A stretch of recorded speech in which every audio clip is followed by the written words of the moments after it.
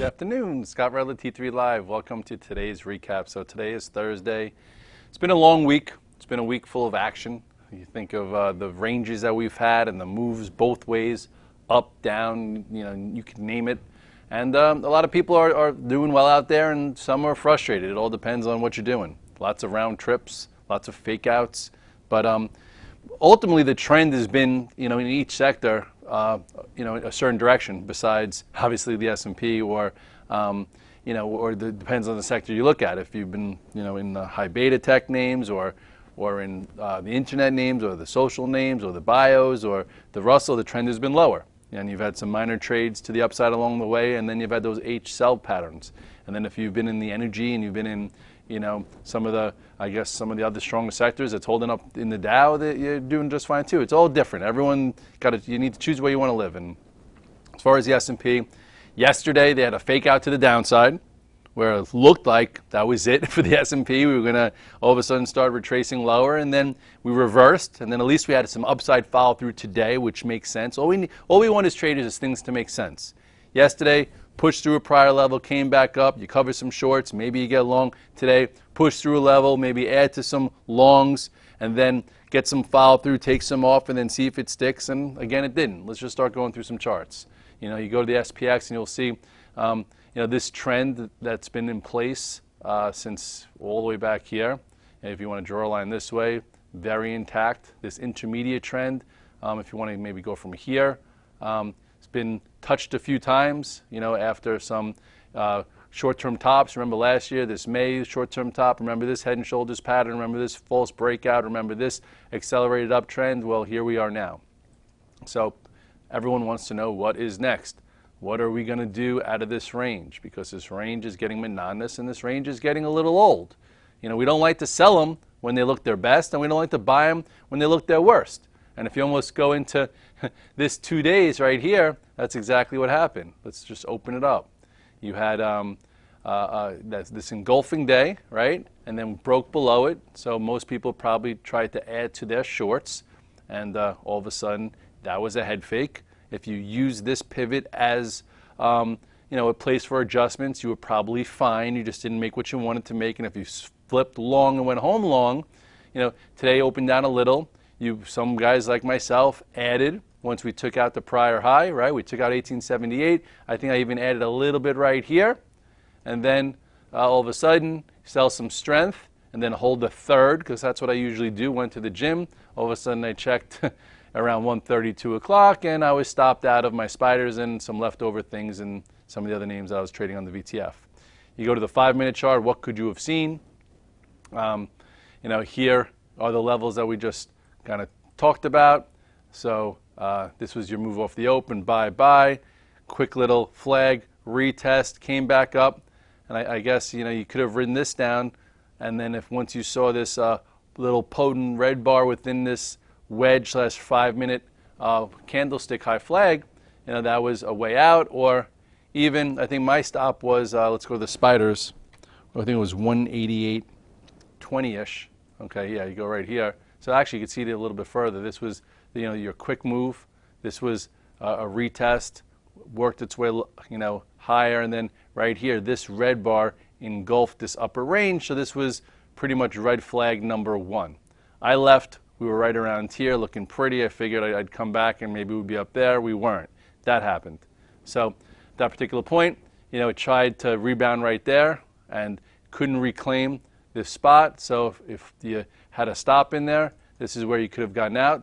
Okay, and this is where I got stopped out, right around here, I think, because I said this was the pivot from 1030, breaks that. It shouldn't. That means it's not as strong as I thought it would be, and it could be just one of those range type of trades, and you have to get out of the way. So, this is where, like right around here, and then boom, boom, boom. So I missed all this pain and just didn't have any follow through, and then wound up even going lower.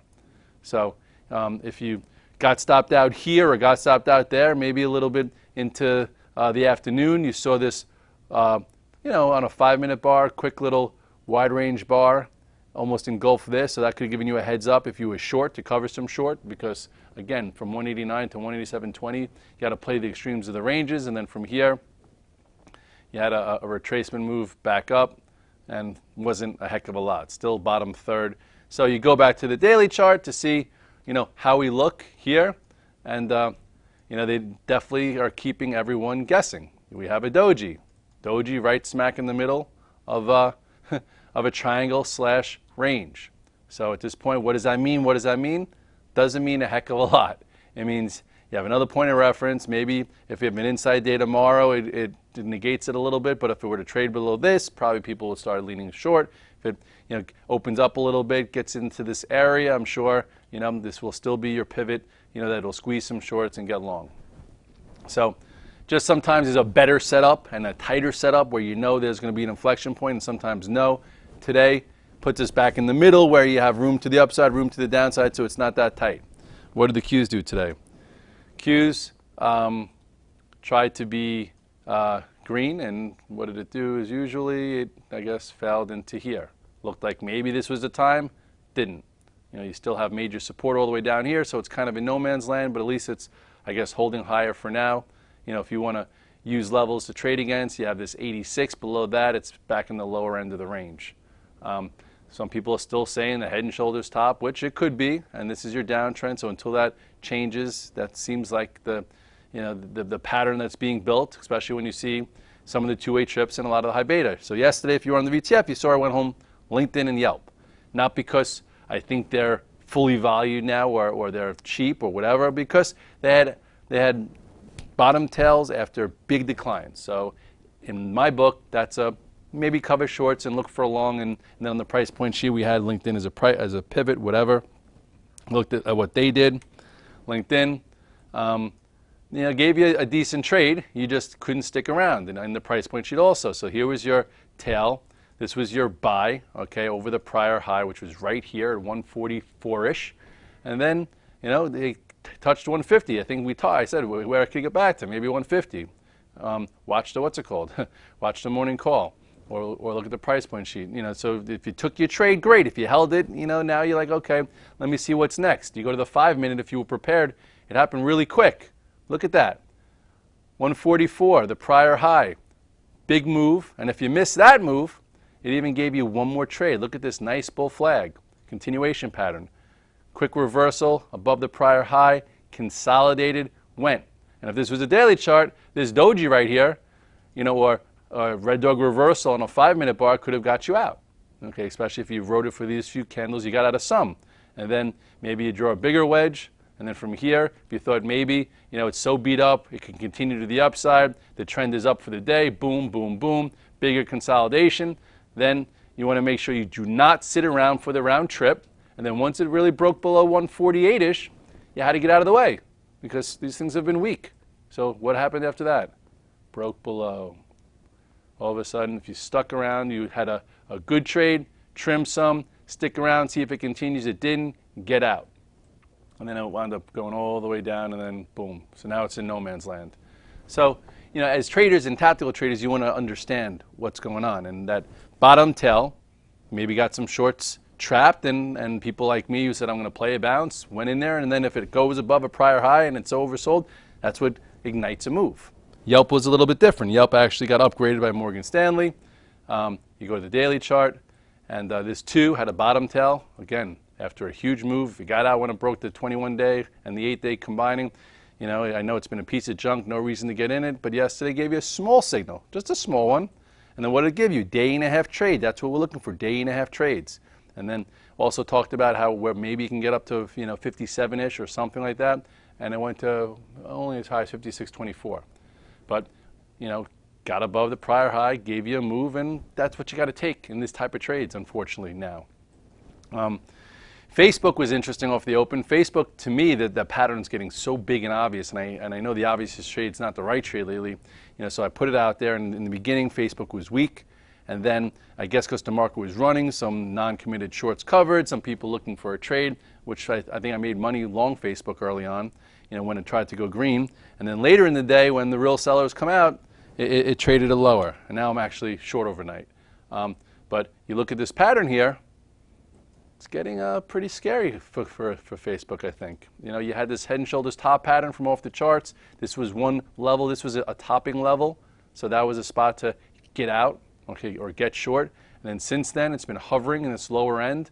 The last trade that looked decent was right here, and then it came in, and then today, bounced, and then sellers took over. So the question is, can it trade and close below 55?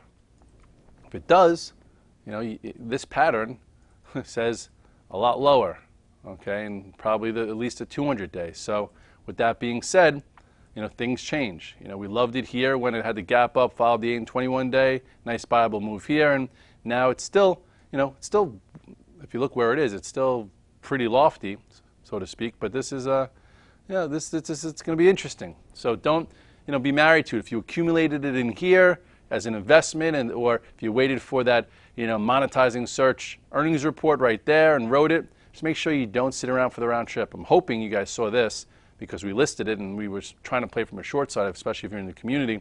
Hopefully you had that as your out, okay? But I guess some people that might have used this as their out, that exhaustion gap, who never got back in and didn't time it, were probably upset up there. So, you have to pick out how you want to live in this market. And right now, on an intermediate basis, and just bear in mind that big levels need big volume, and they need, all the stars to align for this type of thing to happen.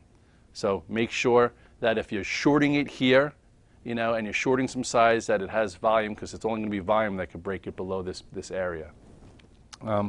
Apple, I bought it in the morning, and I didn't look at it the rest of the day. After this pent-up move that we had from earnings, big earnings gap, little topping tail right here, and then you had that move through 601 only to be sold. Okay, that was a signal to get out, and then it also engulfed a lot of the prior day, so it showed you that it wasn't as strong as it was during this process. And now it closed in the lows, and it's closed on the 8, so we'll see what happens. There's a little price disparity because of the dividend came out, but below this 586 is really the 21-day, okay, all the way down there, and then maybe you have the 580, or you have this as a point of reference. We'll see what happens. So I'm not in Apple. I haven't really been trading it as much since this day, just trying to buy some dips and sell some rallies, and nickel and diamond. This was when I held it for 4 days or 5 days up until this small topping tail. Then I've been just maneuvering it. Amazon is still very weak. Amazon, not much you could say about that. Looking a lot lower, right on the lows there, even after this move. We talk about pro gaps, and they definitely mean something. You had actually this one didn't even get tested, but this was the last one that it didn't quite fill after that earnings. And then you had your ascending channel right there, boom, bear flag, 200-day, boom, broke below it, couldn't reclaim the 200-day, and now it's continuing. And I guess you got to go to the weekly. You go to the weekly to look at Amazon, and it's coming into some bigger support. So the upper level broke, bear flag, boom. You would think that at some point, maybe into here, it would bounce, but it hasn't yet. Netflix, what did that do today? It was up, and then it also, you go to the daily chart, you had to sell some strength there, and still a choppy mess that you can't really do much with. This is when it broke this trend line and gave back the 8-and-21-day. When things give back their 8-and-21 days, especially momentum names, you get out of the way. Or if you miss that, this bar was pretty pronounced, breaking a big level, and now it's just a chop suey until that changes. Tesla came out with earnings and gave you a wild ride today. You could have made or lost a fortune in this stock today. Ultimately, it closed on the dead lows, and it feels as if, why wouldn't it hit this 200-day down here? This was that upper wedge that broke to the downside. Boom, boom. It's been caught in this downtrend. It tried to get above it pre-earnings, but you never trust anything pre-earnings anyway, because you're not going to stay in it for earnings. Look what happened the last time. You had this earnings where it came up and then trapped a lot of people, didn't fill the gap, and then worked its way lower. So here you are at some support, but it does seem to me, you could see the 200-day. So some guys went out short, and if you did, I think it's a safer bet than being long. That's for sure. And now we'll see what happens here. If you look at the 5-minute, though, man, it was a crazy ride. Off the open, if you bought it versus the first, here, let's get rid of this print, the timetable. It's 24-hour. Let's get rid of that. If you bought it on the open or near the open, you did well. Or if you shorted it too quickly, you were in trouble.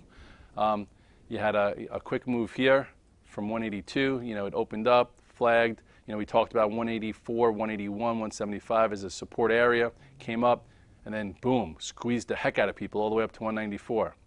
And then again, just to kind of widen it out to show you how you judge these things, okay, right here, you had a flag, a nice bull flag potentially, okay?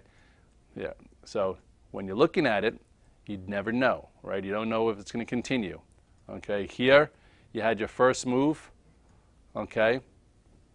Yeah, sorry, I just want to show you before, as it happens so you can look next time. This was the low, and then it came off the low, showed you some commitment, had a nice engulfing bar, gave you a pretty powerful move probably to push the shorts back, and then look how this engulfed this area, and then once it crossed this 186, you had to move all the way to 194. Then it flagged, and then this right there showed you, okay, maybe it's come a long way, maybe it could pull into here.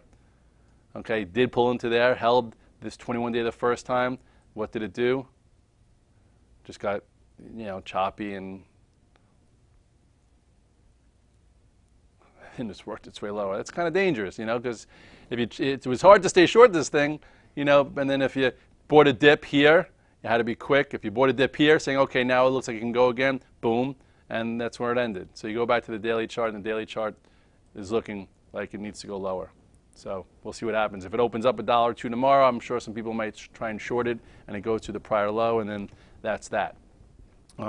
Priceline was just even wilder ride. Priceline was down 40 to go up 20 to then close down 20. So, there's movement. So a lot of people are complaining about the action, but there's opportunity if you know how to trade it and you have some risk tolerance and you get in the feel of the stock. You look at Priceline, crazy. Look at the Priceline move, okay? First of all, Priceline, it has a green bar here. Let's just go to the 5-minute on Priceline. Priceline opened up lower, obviously. Put in its 10 o'clock, the low right here, okay, the 9:30 low. Then once it got above this 1100, straight line. If you were shorted, you are screwed. Maybe gave you a little bit of an entry right here if you missed the first one and went, pulled back, lower high, and then right here, okay, you weren't sure. What was Priceline going to do? Wedging after a big move, a potent move, boom, boom, boom. The first move is usually fast and furious, and it takes time to absorb and work out. A lot of guys are probably thinking if it gets above this, it could continue. Wow, those earnings were priced in. But then what happened? Broke below the pennant. That is your out. If you were caught short here and got squeezed, you're like, okay, maybe try again there. Different time of day, 130.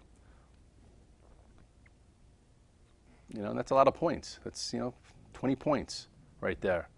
So not the easiest thing to trade, but you draw patterns as they go and you can maneuver them.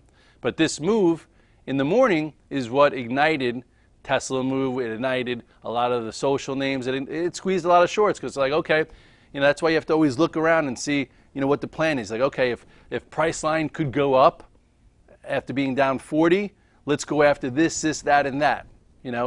If yesterday was FSLR, good earnings, right? It was good earnings. And it was up $2, and I said, if they can't hold FSLR up in good earnings, okay, they're going to just be throwing growth out the window. And then yesterday, FSLR went from up 2 to down 5, and high beta was weak yesterday. So these are the type of things you have to think in your head before the market opens, because when the market opens, things move so damn fast, you just better be careful, and you better go after things, and you better know your levels and not start too big and not start too quick, because you could be right and be wrong because you're early, or you could be right and be wrong because you bought too much and you couldn't hold it.